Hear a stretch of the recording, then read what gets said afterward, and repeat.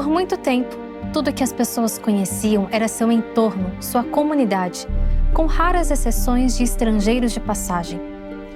Isso mudou quando homens se lançaram ao mar em busca de terras, riquezas e possibilidades, e acabaram também por descobrir novas pessoas, novos povos. Humanos como eles, mas diferentes dos padrões dos navegadores. Incapazes de se verem nos outros e talvez com medo de perderem a certeza que tinham de si, narraram o que encontravam com assombro, elaborando classificações como prova de superioridade, dizendo: nós não somos como eles e eles não são como nós. Com a ideia do progresso e da empreitada colonial em mente, as sociedades passaram a ser organizadas das mais simples às mais complexas numa escala evolutiva, com o pressuposto de que as sociedades sempre avançavam da selvageria em direção ao que chamavam de civilização. Diante de tantos pressupostos e concepções baseadas unicamente no alto juízo que tinham de si, a teoria da evolução publicada por Charles Darwin serviu como uma luva numa sociedade vitoriana imperialista que estava se expandindo. No fim, o colonialismo não passava de solidariedade em relação aos povos atrasados, uma forma de promover o progresso da humanidade. Mas que progresso foi esse baseado unicamente no preconceito? E quais foram as implicações de uma visão de mundo baseada na sobrevivência? No episódio de hoje, vamos mergulhar num tema tão humano quanto qualquer outro e que permeou toda a história da humanidade, ainda que difícil de encarar: a maldade.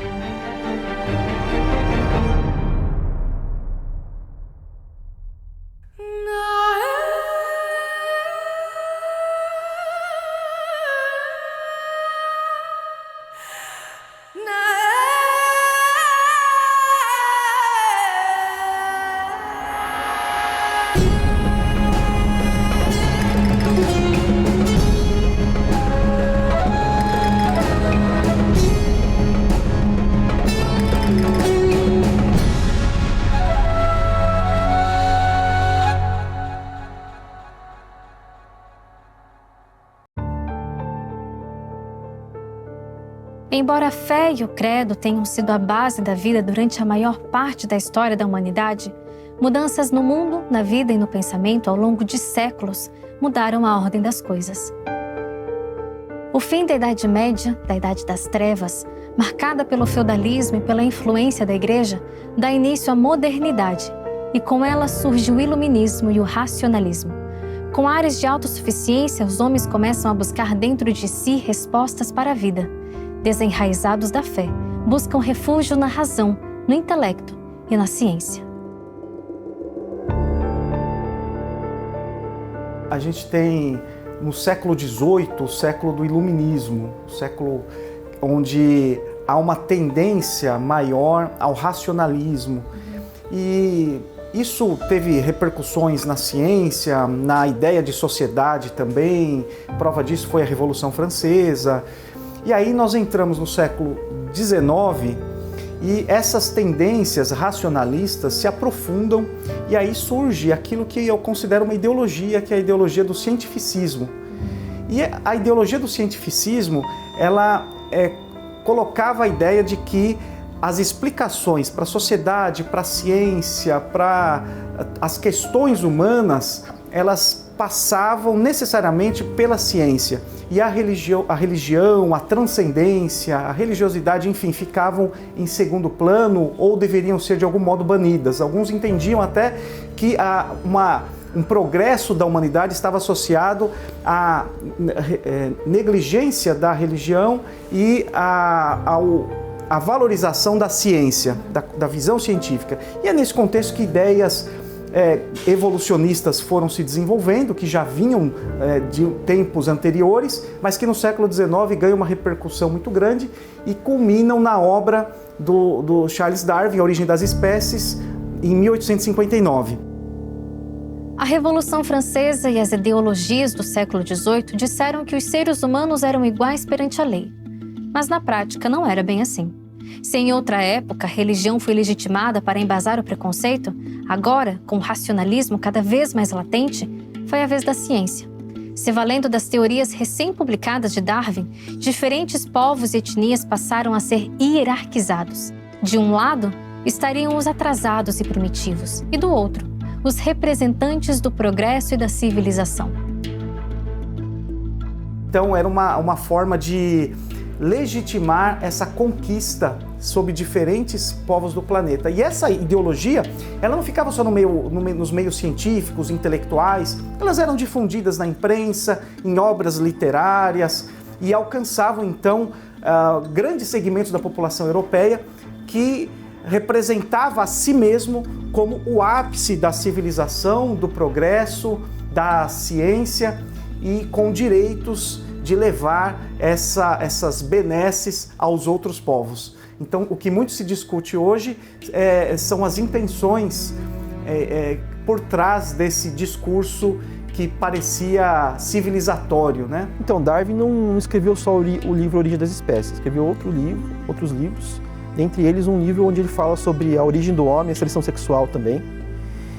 E, obviamente, na época de Darwin, existia também essa utilização desses termos de raças, né, na época, né? Era o conhecimento da época, raça, europeia, enfim. Daí eles dividiam as diversas raças. Só que vários trechos desse livro de Darwin apontam para uma certa lógica que leva à ideia de que populações humanas mais desenvolvidas, elas eram superiores e que populações humanas mais primitivas eram inferiores e com o tempo, pela seleção natural, essas populações primitivas, consideradas primitivas, né, deixaram de existir, porque é o caminho natural da seleção, né? Então, isso pode ser utilizado, por exemplo, para justificar uma exploração, enfim, vários aspectos. Muitos teóricos, cientistas da natureza, cientistas sociais, eles começam a tentar trazer as mesmas explicações que Darwin deu para a natureza, para explicar a evolução natural, e fazem uma transposição dessas explicações para a sociedade também. Do mesmo modo que existe sobrevivência do mais apto na natureza, de que existe competição na natureza, de que os mais inaptos, eles tendem à extinção. Então, do mesmo modo, isso se aplica à sociedade humana. Francis Galton era antropólogo, geógrafo, meteorologista, estatístico, psicólogo e primo de Darwin. Mas, acima de tudo, o que mais o fascinava era o campo da hereditariedade. Galton acreditava que era possível acelerar o processo da evolução a fim de refinar os seres humanos por meio da intervenção humana. Em 1883, o próprio Galton cunhou o termo eugenia.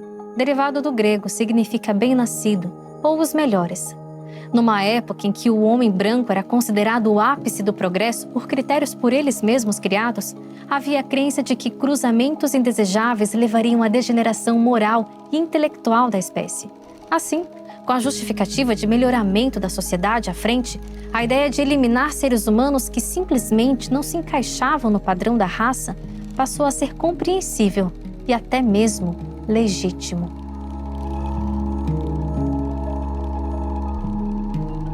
Então, nós podemos dizer, e isso é bastante documentado, é bastante consensual no meio acadêmico, de que a ideologia nazista, ela se valia dessas ideias eugenistas que circularam em muitos países a partir do final do século XIX e nas primeiras décadas do século XX. Ideias eugenistas que eram vistas como positivas, científicas, mas que foram apropriadas pela ideologia nazista e que levaram à prática de extermínio.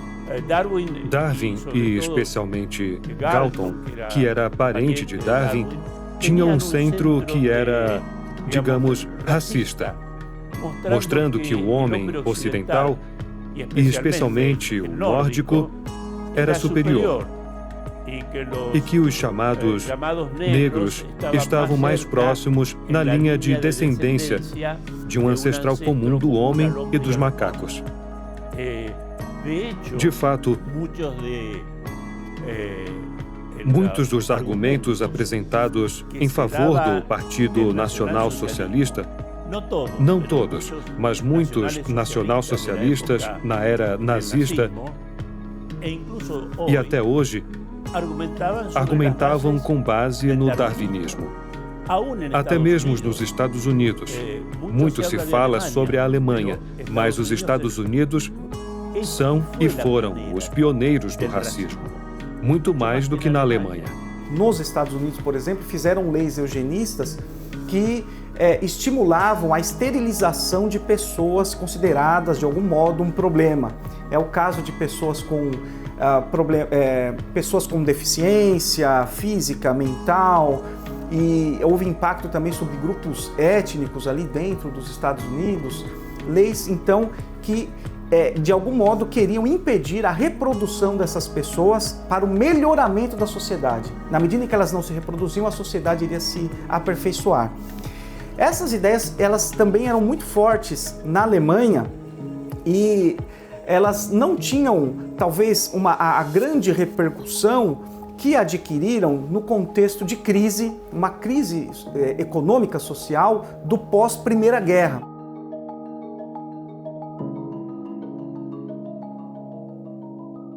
Tem um livro de Richard Wickard, que é de Darwin a Hitler, se não me engano, o nome que daí mostra como essas citações, essa lógica evolucionista foi utilizada para justificar o que foi feito. E daí nós temos outros também evolucionistas que têm algumas declarações, como Ernest Haeckel, por exemplo, tem várias citações onde ele compara algumas etnias humanas com animais, com símios, com macacos. Ele faz isso durante a citação.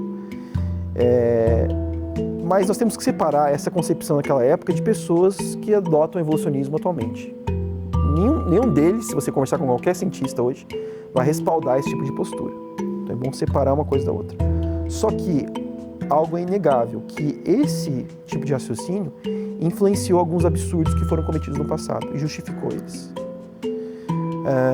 Um cientista, um professor falecido de Harvard, Stephen Jay Gould, ele chegou a afirmar, falou assim, olha, não quer dizer que os escritos de Darwin, eles levaram ao nazismo, né, mas que eles embasaram muito essas ideias, justificaram algumas coisas, isso é inegável, aumentaram também. Então, nós vemos como é preocupante nós rebaixarmos o ser humano ao nível dos animais e considerarmos a fundo as implicações de uma seleção natural, sem interferências.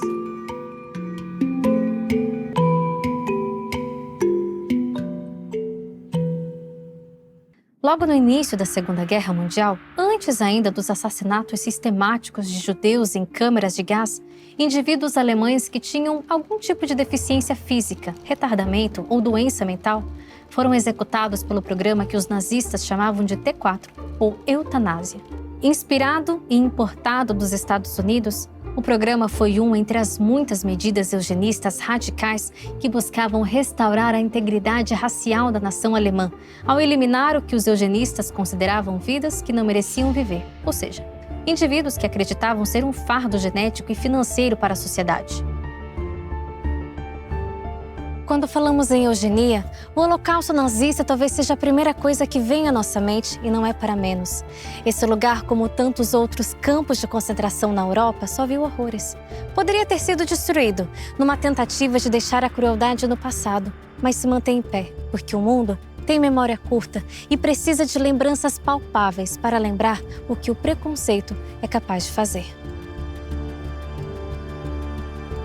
Olhando em retrospectiva, vemos que a junção da difusão de teorias conspiratórias, onde a moral está sob ameaça, a ilusão sobre uma purificação étnica e um valor absoluto da economia sobre a vida humana são capazes de transformar a eugenia numa política pública de Estado. Esse é o lugar do antigo campo de concentração de Sachsenhausen, ao redor de Berlim, que hoje é um museu, um memorial. Por aqui passaram mais de 200 mil pessoas, entre judeus, negros, ciganos e outros grupos de pessoas não desejadas pelos nazistas. Quando acabou a Segunda Guerra Mundial e os sobreviventes foram libertos, Sachsenhausen ainda funcionou como campo de trabalho forçado para inimigos do governo soviético, onde muitas pessoas ainda foram cruelmente torturadas e mortas. Foi um crime gigantesco e acho que na Alemanha temos que continuar comemorando e relembrando esse crime. Por um lado, fazemos isso, mas por outro também tentamos, eu não diria que é possível receber aqui um visitante que seja neonazista e que saia como um democrata reeducado. Mas ainda tentamos levantar questionamentos na cabeça das pessoas e mostrar que a democracia com pluralismo é algo bom. E que sempre que você estigmatiza as pessoas por suas características, que geram uma separação por causa delas, você está dando o primeiro passo para questionar se elas têm o direito de viver, e isso é sempre um problema. Então, naturalmente, tentamos usar esse local, especialmente nas aulas com crianças e jovens, para uma educação histórica e política. A expressão genocídio foi cunhada em 1944 por um judeu polonês para conceituar os abusos do governo nazista, ainda que genocídios sempre existiram desde a antiguidade. Derivada do grego e do latim, significa justamente assassinato de raças ou tribos. Embora o genocídio judeu seja geralmente o primeiro a ser lembrado, não podemos esquecer do genocídio no Camboja, em Ruanda, no Congo, o genocídio armênio, o Holodomor na Ucrânia, entre tantos outros. Embora seja um termo moderno, representa uma faceta da humanidade tão antiga talvez como o próprio mundo, a maldade. A presença do mal, ela sempre foi um problema muito grande para a filosofia, para a teologia. Inclusive é um tema filosófico dos mais importantes de todos, chama o problema do mal. E esse problema do mal, ele revela também parte daquilo que nós somos. Essas perseguições, genocídios, essas perseguições étnicas e a formação dessas perseguições em instituições como instituições de estados totalitários, ela parte de uma deformação do próprio reconhecimento humano. Então, o ser humano ele tem também a capacidade de se deformar, de criar uma imaginação deformada sobre a realidade, uma linguagem deformada. E essa linguagem deformada, ela é redutiva, ela reduz mesmo, ela transforma o ser humano, ela falsifica a realidade humana. E uma dessas falsificações da realidade humana é justamente você acreditar que eu e o meu grupo, ele detém o monopólio último exclusivo da verdade. Ele é aquele que, de alguma forma, através dos seus próprios esforços, da sua própria atividade, determina o que é a verdade para si e luta para reconstruir uma imagem de si mesmo. Em 2005, na celebração dos 60 anos do fim da Segunda Guerra Mundial, foi inaugurado o Memorial aos Judeus Mortos na Europa. São blocos assimétricos, cinza escuro, que não contêm nenhum texto, nome ou foto. Andar por eles causa uma sensação de instabilidade e parece ser justamente essa a intenção do projeto: produzir uma atmosfera confusa e intranquila, representando um sistema supostamente ordenado que perdeu o contato com a razão humana.